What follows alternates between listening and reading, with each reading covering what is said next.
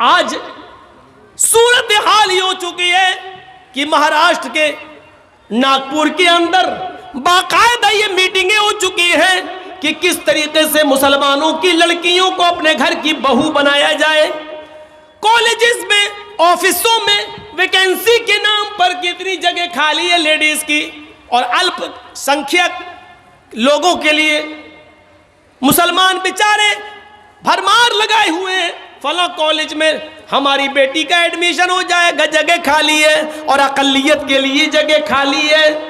अकलियत के लिए फार्म भरते हैं, लड़के जा रहे हैं तो उनको कहा जा रहा है जगह फुल हो गई, लड़कियां जा रही हैं तो उनको फौरन एडमिशन मिल रहा है। फिर जहां आग और पेट्रोल एक जगह पढ़ेंगे, एक जगह होगा, जाहिर बात है फिर माँ बाप भी नहीं रोक पाएंगे। और कितनी कोर्ट मैरिज हो रही है महाराष्ट्र के अंदर, आप कुछ नहीं कर सकते क्योंकि आपकी बेटी 18 साल से ऊपर की हो चुकी है, और कोर्ट ये कह कर निकाह कर रहा है कि लड़की को पूरी आजादी है अपना हमसफर चुनने की। मेरे भाइयों, ये सब कुछ इसी मोबाइल की देन है।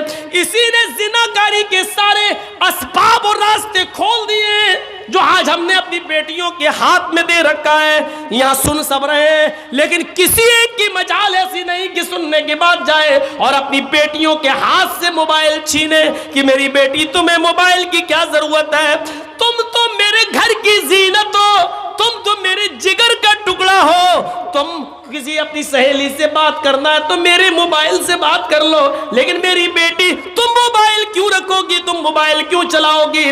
आज किसी बाप के अंदर इतनी हिम्मत नहीं जो अपनी बेटी से ये कह सके। अल्लाह के रसूल ने भविष्य की बातें बता दी और यहां तक बता दिया, निसाउन कासियातुन आरियातुन मुमीलातुन व माइलात। ओ लोगों, एक ऐसा जमाना आ जाएगा तुम अपनी आंखों से देखोगे औरतें, लड़कियों को, कि तुम देखोगे कि वो कपड़े तो पहने हुए होंगी, उनके जिस्मों पर कपड़े तो होंगे आरियात, लेकिन कपड़ा पहनने के बावजूद भी वो नंगी होंगी, कपड़ा पहनने के बावजूद भी बोरियां होंगी, कपड़ा पहनने के बावजूद उनके जिस्म नुमाया होंगे। आज कपड़ों की फिटिंग देख लो, इतने टाइट कपड़े कि कपड़ा, सुन लो मेरी बहनों, सुन लो मेरी माओ, सुन लो और मेरी कौम की बेटियों फिर सुन लो, जो लड़की इतना टाइट शलवार कमीज ही क्यों ना पहने, साड़ी क्यों ना पहने, इतना टाइट कपड़े पहन ले कि कपड़ा पहनने के बाद उस औरत या उस लड़की के जिस्म का फिगर दिखाई दे रहा हो, उसकी बाहें दिखाई दे रही हो, उसके शरीर का, उसके जिस्म का फिगर दिखाई दे रहा हो कि ये इतने सेंटीमीटर होगा, ये इतने इंच होगा, ये सारी चीजें अगर नुमाया हो रही हो तो वो जिस्म चाहे कितना ढका हुआ हो, ये नंगे में शुमार है, ये उरिया में शुमार है, ये बरहनापन में शुमार है। अल्लाह के नबी ने ऐसी औरतों के लिए कहा है, आरियात कासियात, कपड़े तो पहने हुए होंगी, आरियात लेकिन नंगी कहलाई जाएंगी।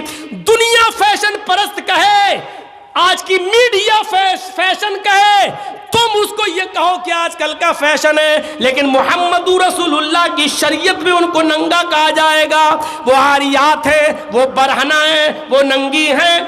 मुमीलातुन व माइलात, लड़कों से बातें करती हो, लड़कों की तरफ माइल होती हो, और लड़के भी अब उनकी तरफ झुकते हो, यानी हंस हंस कर बातें करती हो, गुफ्तगू करती हो, इतना मेकअप करके निकलती हो कि उनको देखकर लड़के फरेफ्ता हो जाएं और ये भी उनके ऊपर माइल हो जाएं। जब तुम ये देख लो अपने जमाने में और ऐसा माहौल देख लो तो ऐसी औरतों को देखकर सोच लेना, ला यदखुलनल जन्ना वला यजिदना रिहा, ऐसी औरतें जन्नत के अंदर दाखिल न होंगी, जन्नत तो दूर, जन्नत की खुशबू भी नहीं मिलेगी, जन्नत की खुशबू से भी महरूम हो जाएंगी।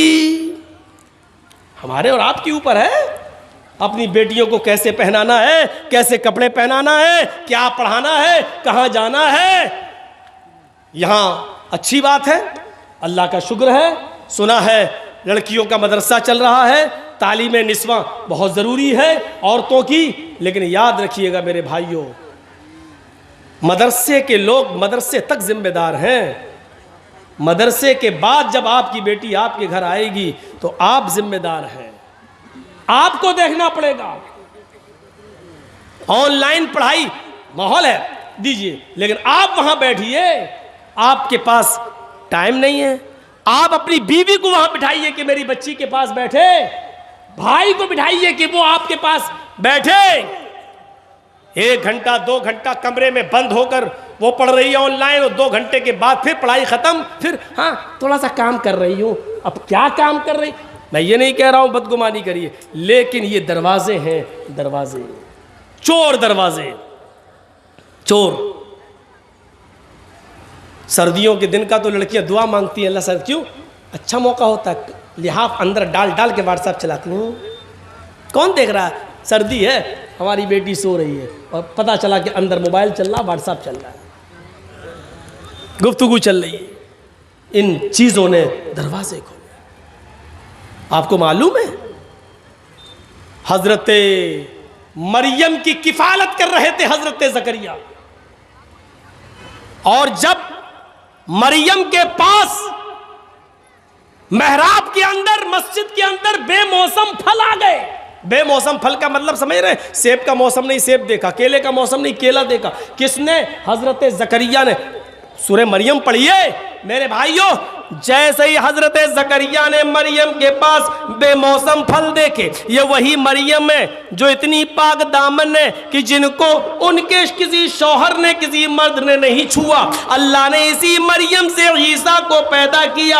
ये वो मरियम है जिनकी पाक दामनी का ऐलान अर्श वाले ने, अल्लाह ने किया है। ये मरियम है जिनकी पाक दामनी का ऐलान अल्लाह ने किया, लेकिन इनके पास मस्जिद के अंदर जब बेमौसम फल देके जकरिया ने, इनकी सरपरस्त ने जब बेमौसम फल देके, तो हजरत जकरिया को गुस्सा आया।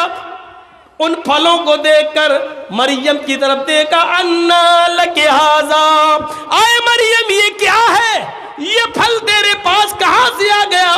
तरबूज का मौसम नहीं तरबूज देख रहा हूं, खरबूजे का मौसम नहीं खरबूजा देख रहा हूं, आम का मौसम नहीं आम देख रहा हूं, ये बेमौसम फल तेरे पास कहां से आए। नेक थी, पाक दामन थी, किसी मर्द से उसने बात तक नहीं की थी, कोई उसका बॉयफ्रेंड नहीं था, इसलिए दिल की आवाज दिल से कहती है, आए जकरिया, आए मेरे सरपरस्त, आपने मुझे पाल पोस कर बड़ा किया है, मैं आपको धोखा कैसे दे सकती हूँ, ये किसी लड़के ने नहीं दिया है। यकीन कीजिए आपकी दी हुई तालीम का असर मेरे ऊपर चढ़ा रहेगा, ये किसी बॉयफ्रेंड ने नहीं दिया है। कालत हुआ मैंने इंदिल्लाह, चीख कर कहती है मरियम, आए मेरे सरपरस्त, ये अल्लाह की तरफ से आए हैं, ये बेमौसम फल कोई फरिश्ता लाया है, किसी लड़के का इसमें कोई हाथ नहीं। जब मरियम की क्लास ली जा सकती है, जब अल्लाह की इस नेक बंदी की क्लास ली जा सकती है, और इसका सरपरस्त बेमौसम फल के बारे में मरियम से पूछ सकता है, तो आपको अपनी बेटियों पर कैसे भरोसा हो गया है, कैसे सवाल नहीं करते। ये मोबाइल तेरे पास कहां से आया है, तू घर से गई थी तेरे हाथ में रुमाल नहीं था, अब ये रुमाल तेरे पास कहां से आया है, तू घर से एक किताब लेके निकली थी, अब ये 3 किताबें और कॉपी लेकर आई, ये कहां से आई है। तेरे मोबाइल